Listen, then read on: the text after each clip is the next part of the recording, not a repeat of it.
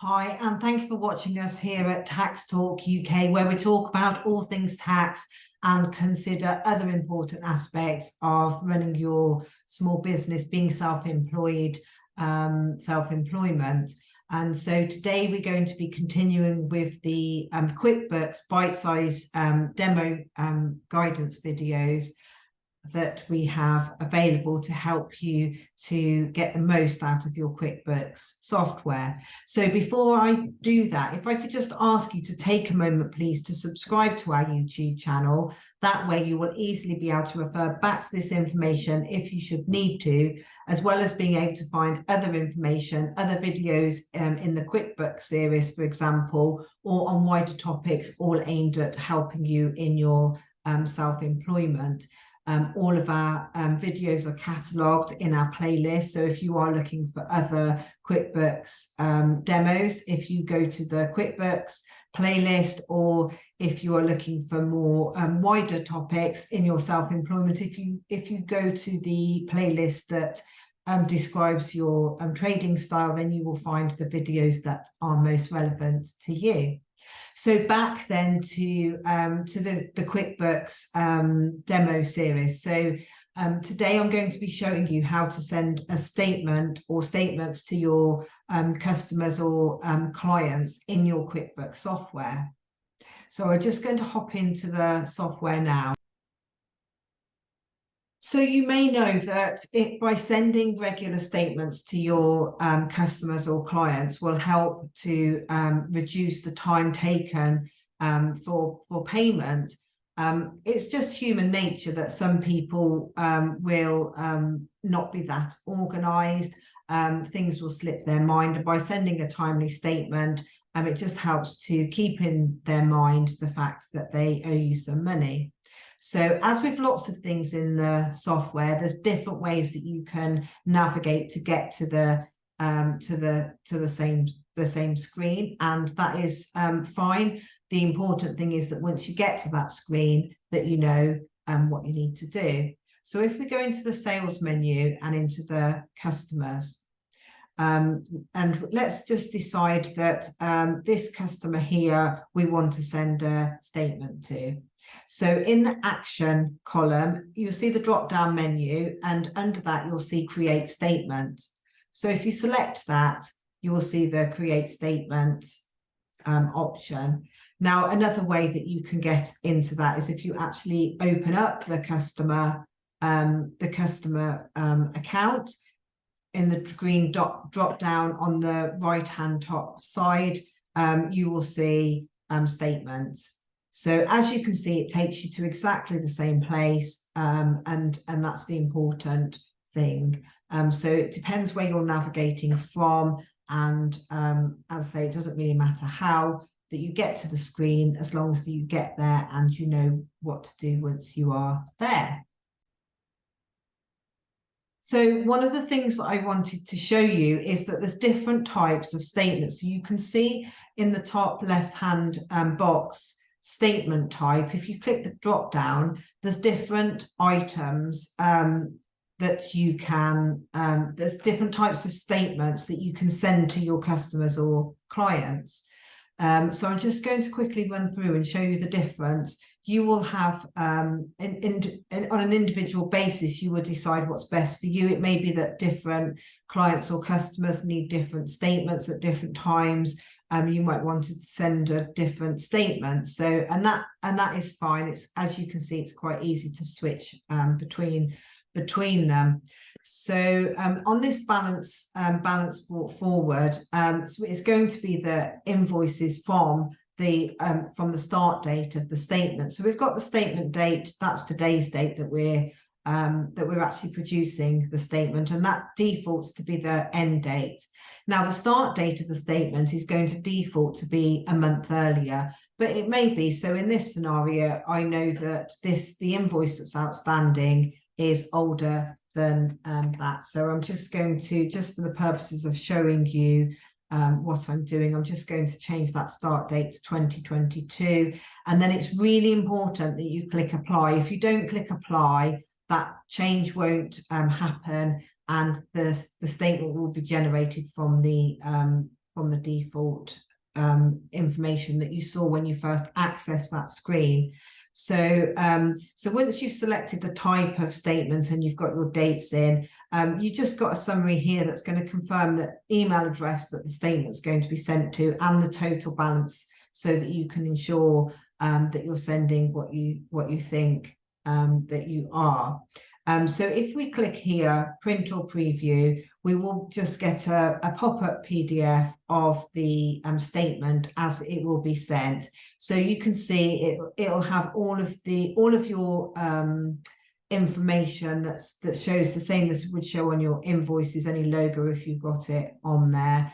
It will have a summary of the total amount and show who it's for. So you can see here the opening balance, so the start date that we selected, it has the balance brought forward. So in this scenario, there was no balance outstanding at that date, so that is 0, and then it's showing transactions since that date. So we have an invoice on the 5th of October, so that is therefore showing on that statement, and that is showing that the customer owes £480 and it has aged that, so that's showing that it's plus 90 days plus outstanding. So if I just close that preview, you can see the same as when you're sending your invoices to your customers or your clients. You can see if you click the drop down, you've got the option to save and send or save and close. So so that's the balance forward statement type. So the next one here we have is open item, and this is the statement that I find the easiest to sort of received, easiest and to understand by your customers when they receive. So I'm going to apply the changes because I want the open item, and what that means, it's going to show me anything that's not that's open. So anything, so for example, if you've got an invoice and that has been paid in full, that invoice will then be closed as well as the payment, because it's been allocated. So when we say open item, we mean anything that's not been allocated against something else. So again, we've got the summary of the total amount of the balance and the email address. And of course, the balance is the same because all we're changing is the information that we're showing on the statement. The customer still owes the same amount regardless of the information that you're showing them on the statement. So now if we do print or preview, we can see that this simply shows us the invoice that's outstanding and the total amount due. So as I mentioned, this can be nice and straightforward, nice and simple for people to understand.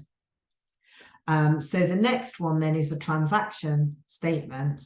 So again, we need a start and an end date for this. So it's remembered because on the first one, I changed the start date to 2022. Quickbooks has remembered that and it has brought that forward here. So I'm going to apply that I want to generate a transaction statement. Again, the summary, the total amount, and again, of course, that is the same total amount outstanding. So now if I generate the preview, you can see that that is showing me the transaction. So it's showing me the invoice that's outstanding, and then it generates a separate column that shows amounts received towards that. So we can see the invoice was generated for the amount of 480 and 0 has been received against that. So then we have a summary of the total amount invoiced is £480 and the total amount received is 0. And hence, therefore, that the 480 is still outstanding. So, of course, this can be helpful in scenarios where customers have part paid invoices, or perhaps their accounts has got in a little bit of a muddle. So those are your three options of your statements. As I say, there's no right or wrong. You just assess what's available, what information you're going to be sending your customer, and just decide which is the best for you. As I mentioned before, regularly sending statements is a great way of ensuring that your customers or clients do do remember it's not simply oversight that they haven't sent a payment, so it is important to try and do that on a regular basis.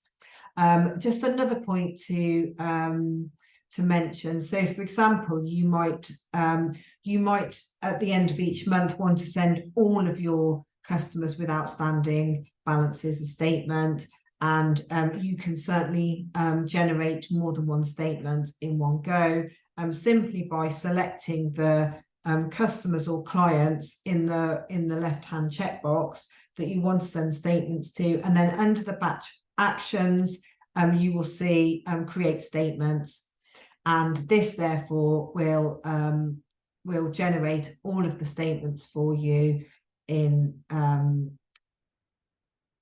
one go. So this is a demo company, so some of the invoices outstanding are quite old, which is why that there's no items. If I just change that to open item, then that shows you that it can generate statement for all of the customers that were selected. And QuickBooks is just alerting me to the fact that actually 2 of these people we don't have an email address for. So there may be some scenarios where you're going to print the statement off, and that's fine, but if you're intending to email, then obviously you need to add the email address before you try to send the email. And then again, as before, you've got save and send or save and close. So hopefully this has helped you to understand how you can send statements to your customers, the different types of statements that are available for you to send, and then that can therefore get you into the habit of regularly sending statements to your customers, and hopefully finding that they're then paying you promptly. So hopefully this has helped. As I mentioned earlier, please do take the time to subscribe to our YouTube channel, and if you find the information helpful, please do like the video. That does help us to understand what topics people find the most helpful and concentrate on generating more of that content for you. So thank you very much. Goodbye.